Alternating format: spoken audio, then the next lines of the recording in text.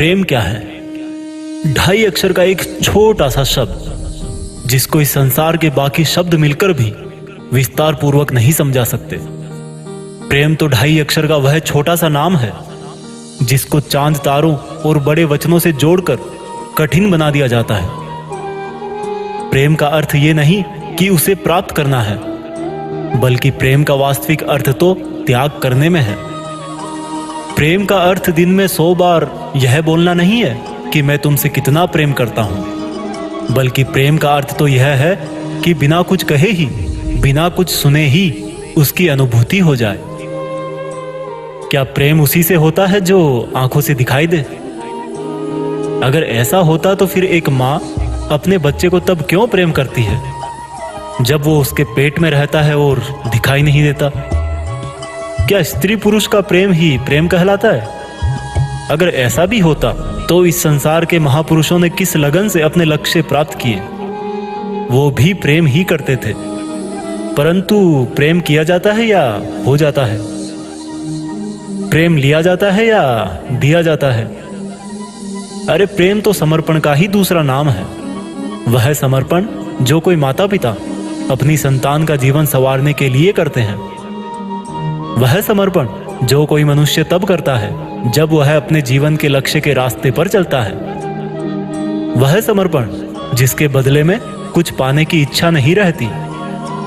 परंतु जब प्रेम में क्रोध या शंकाएं होने लगे तो समझना वह प्रेम था ही नहीं। प्रेम में आंसू आना तो स्वाभाविक हो सकते हैं, परंतु उन आंसुओं के लिए प्रेम को ही उल्टा दोष दिया जाए, कमियां निकाली जाए, तो उसे प्रेम की जगह मोह का नाम देकर बाहर निकल जाना चाहिए। जो यह कहते हैं कि प्रेम समाप्त हो गया, उनको अपनी आंखों से अपने ही बारे में सोचने वाली पट्टी हटाकर त्याग की पट्टी बांधना चाहिए।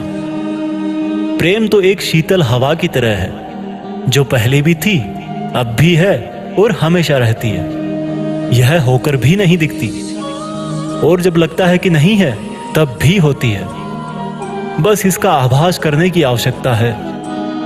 प्रेम के बिना तो इस संसार का चक्र एक पल भर भी नहीं चल सकता। वह किसी ना किसी रूप में मनुष्य के साथ होता ही है, और दूसरे रूप में होने के कारण वह हमें दिखाई नहीं देता। इसके रूप अनेक होते हैं, लेकिन श्रद्धा एक ही होती है। जो श्रद्धा मीरा और राधा ने कन्हैया के लिए लगाई थी, जो श्रद्धा हनुमान जी ने प्रभु राम के चरणों में लगाई थी, जो श्रद्धा एकलव्य ने एक पत्थर में अपना गुरु देखकर धनुष चलाना सीखने में लगाई थी। और प्रेम के बारे में क्या बताऊं? जब तक ये संसार है तब तक प्रेम है, और जब तक प्रेम है तब तक ही यह संसार है। प्रेम कितना बड़ा है, जितनी उसकी अनुभूति कर सकते हो। प्रेम की आयु कितनी है, जब तक स्वार्थी नहीं बनते। प्रेम में प्रसन्नता कब तक है, जब तक प्रेम पर अधिकार ना जमाया जाए। क्या प्रेम में दुख करना सामान्य है? भला जिसमें दुख हो वह प्रेम ही क्या? प्रेम तो वह है जिसमें मन शांत है, किसी प्रकार की इच्छा नहीं है, एक दूसरे पर आरोप नहीं है, एक पल में खुश और अगले पल में दुखी होना भी नहीं है, जिसमें नींद नहीं आए वह भी प्रेम नहीं।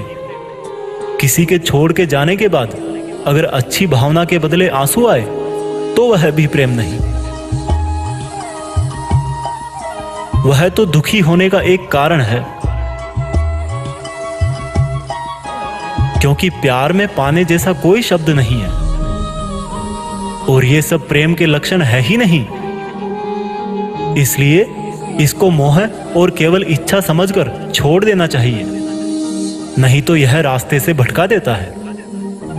प्रेम कभी भी किसी और दूसरे भाव को जन्म नहीं देता। प्रेम तो स्वयं ही एक अलग भाव है। बाकी के रोने, आरोप लगाने वाले और अधिकार जमाने वाले भाव को तो मनुष्य अलग से अपने स्वार्थ से ही जन्म देता है। जब आप सड़क पे चलते हुए किसी बूढ़े अंधे व्यक्ति को सही रास्ता दिखाते हो तो वह भी प्रेम ही है।